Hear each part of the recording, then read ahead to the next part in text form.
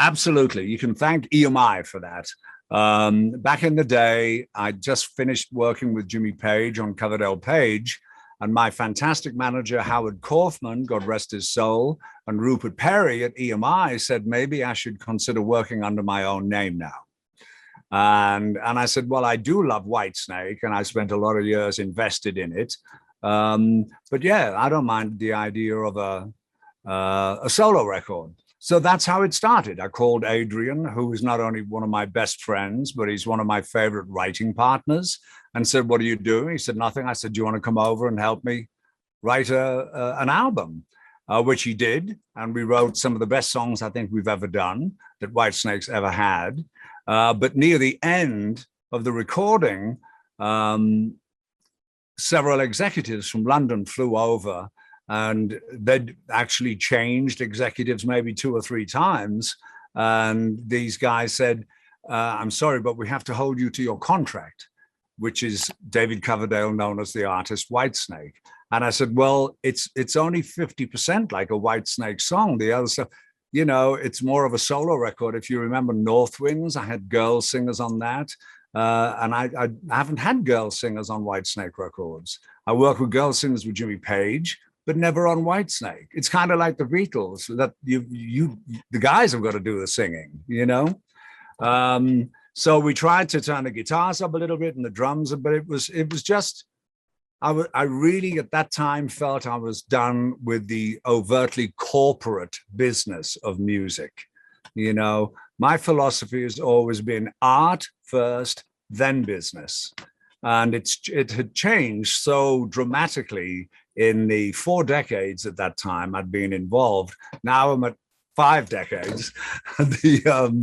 I just went, and I didn't really want to do the farewell tour or whatever it was. That was because Adrian and Denny, who I regard as very close friends, come on, we got to tour this. These are great songs. We got to do, you know.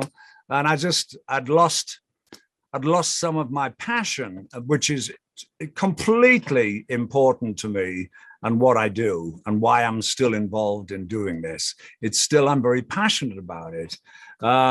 So when Michael and I bought the album back, it was a scenario, okay, we've done a great deal with Rhino and Warner's. They could see our vision and said, we support it. And so, as you know, last year we had 3 sampler albums, the Red, White, and Blues trilogy, which was basically a taste of things to come. And now this is the first of those tastes, which is the Restless Heart box set.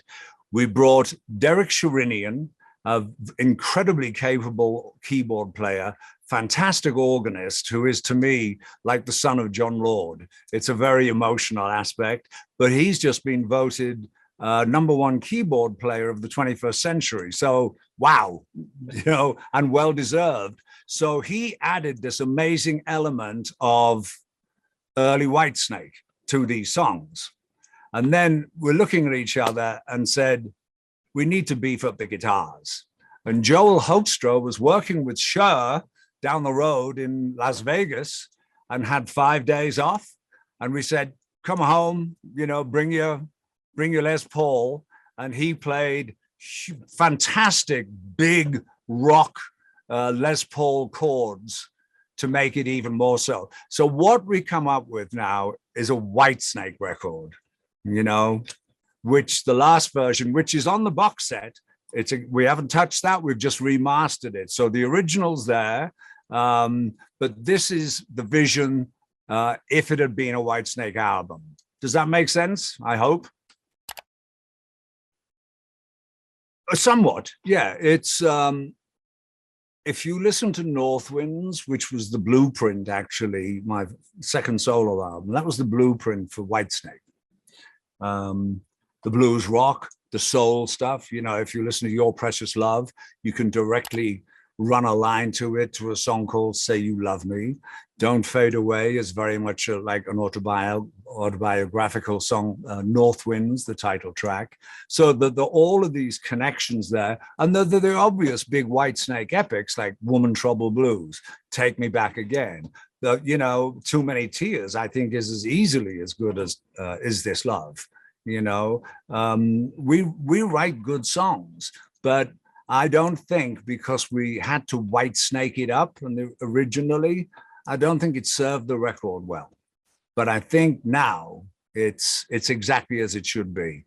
It's got that beautiful with Derek Sherinian's amazing performing. I've never asked him to play like John Lord ever. I respect Derek very much as a musician, but I can't help but feel John and hear him in this music. And it's very emotional, as you can imagine. So, and I'm all about emotions.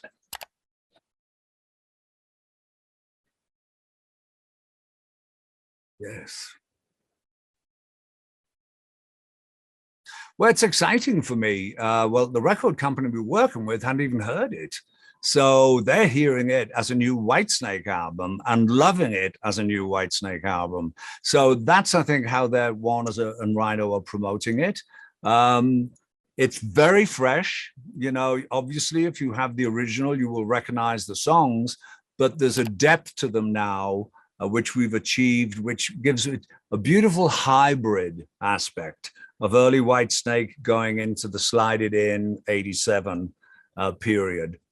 And I think for that, it stands proud now, certainly for me. And I must say, I drove to work this morning with a CD playing in my car. It's my most played remixed album that we've done. I'm excited what Chris Collier, our engineer, our mixing engineer, achieved. Michael McIntyre, my co-producer, and Professor Tom Gordon, our other co-producer, and Hugh Gilmore from our art director, but he's also our A&R guy at Rhino in London. And of course, Scott Hull. We have this fantastic team, Tyler Bones, who are all sympathetic to this vision, all supporting this. There's no passengers on this crew. Everybody's contributing, and the contributions to me are paying off beautifully. It really is. I think this is the most important thing to look at. It's successful for me enough now with what we've achieved with it, with the additional tweaks and touches and mixes, that it's successful, so hopefully it will make some money for Warner's and for us, but it's already a successful project for me. This is part of what I want to look at as my legacy.